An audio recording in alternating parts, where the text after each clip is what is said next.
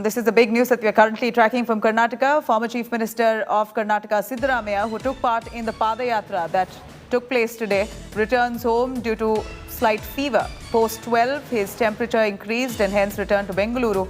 Now he's set to rest for 2 days. DK Shivakumar, of course, to continue the Padayatra as he's promised that he will continue the Padayatra irrespective of what COVID norms are in place. Remember, this massive Padayatra organized by the Congress involves hundreds of people, large gatherings who are going to be marching all the way from Mekedatu to Bengaluru to attract attention on the Mekedatu project, the Mekedatu water project, a dam that is to be built above the Kaveri River to benefit Karnataka, to benefit people of Karnataka to get water, regular water supply. And here you have a massive protest that was organized. Siddaramaiah, who took part in that protest, is said to have returned home because he's got fever. And he was there nonetheless before this, mingling with people at that spot, which has now raised several concerns. Nolan Pinto joining us for more. Nolan, we know that there's a weekend curfew. There's restrictions on large gatherings. Despite that, a massive Padayatra has been initiated by the Congress chief, DK Shivakumar.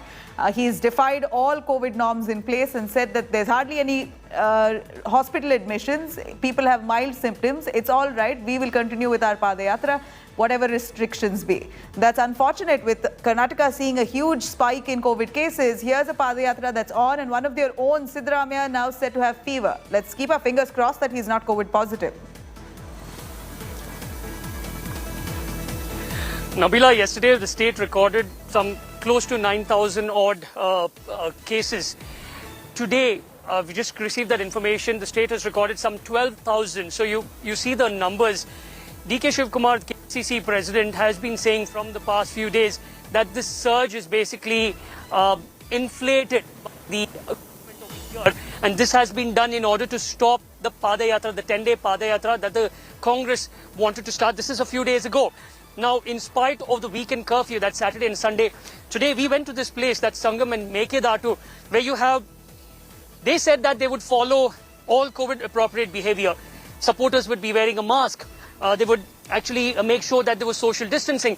But there were a minimum of 20 to 25,000 people over there.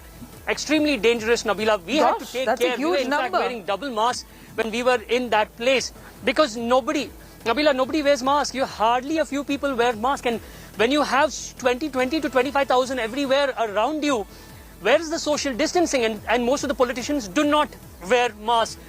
But when we spoke to them, he said, spoke to him, in fact, DK Shivakumar, he said that we followed all the COVID appropriate behavior, especially on the stage where all the senior leaders sat, everyone was wearing a mask.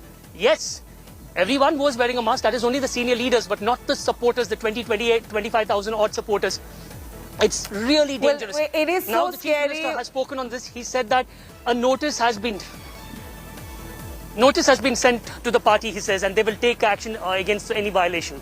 The violations have already been made. Restrictions are in place. There is a COVID weekend curfew. Large gatherings are not allowed. What action has the Bombay government taken so far? Here's a massive Padayatra being carried out from Mekedatu to Bengaluru. 25,000 odd people. Nolan Pinto there on ground tracking those developments. Thank you, Nolan, for joining us.